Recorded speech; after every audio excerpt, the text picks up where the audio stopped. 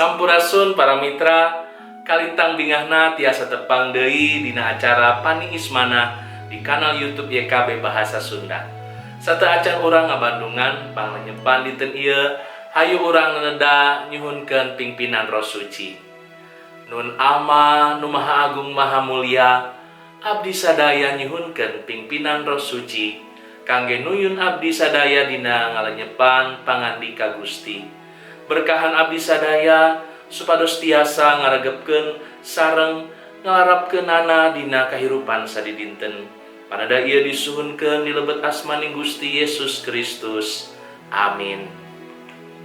Para mitra, lenyapaneun urang dinten ieu dicutat tina buku renungan wasiat anu dijudulan Pangeran dina Mangsa Jagat. Dumasar kitab Wahyu pasal 4 ayat 1 dugi ka 8. Nas nu janten puser pangnyepan urang nyaeta ayatna nu ka-8b anu ungeulna kieu.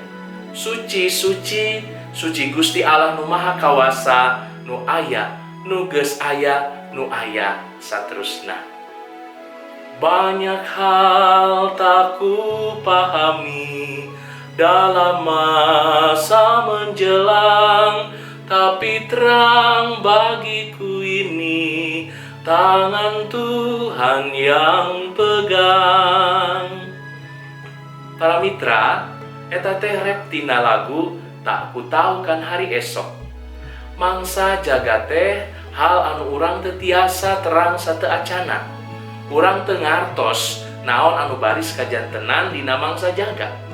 Urang tiasa wae nataharkeun seueur hal kanggo mangsa jagat, nanging eta teu janten jaminan dan urang terang naon anu baris kajantenan.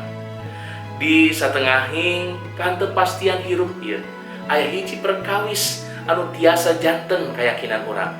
Wahyu 4 ayat 8 negaskeun ayana pangeran anu parantos anu nuju jumeneng sareng anu baris sumping.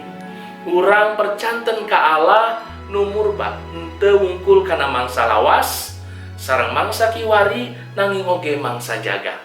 Mangsa jagat tiasa janten tetiasa diprediksi ku urang, tapi sanaos dina kahenteu pahaman urang yakin yen mangsa jagat aya dina panangan pangeran. Kuring emut pangalaman hiji jalmi anu sacara dadak sakala dikantunkeun ku bebene hatena. Pasangan hirup anu tos nyarengan anjeunna mang taun-taun. Dina kabingungan sareng kapanikan, nalika seueur jalmi ngaraos leungiteunana dina nyurucutna cipanon, anjeunna nyarios. Abdi panginten teu terang naon anu baris karendapan ku abdi dina dinten-dinten kapayun. Nanging hiji perkawis anu tangtos, pangeran nyepeng panangan abdi. Hayu urang neneda. Hatur nuhun Gusti kangge panglenyepan danget ieu. Abdi sadaya diemutan. Teu aya hiji oge anu terang naon anu baris karendapan ku abdi dina dinten-dinten kapayun, nanging hiji perkawis anu tangtos, pangeran nyepeng panangan abdi. Berkahan abdi sadaya janten umat nu satia ka pangeran.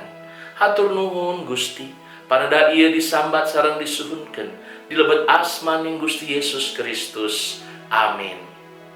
Para mitra, rupina sakitu anu kapihatur panglenyepan dinten ieu. Pamugi janten berkah kangge urang sadayana. Ulah hilap, subscribe, like sareng bagikeun kanu sanes.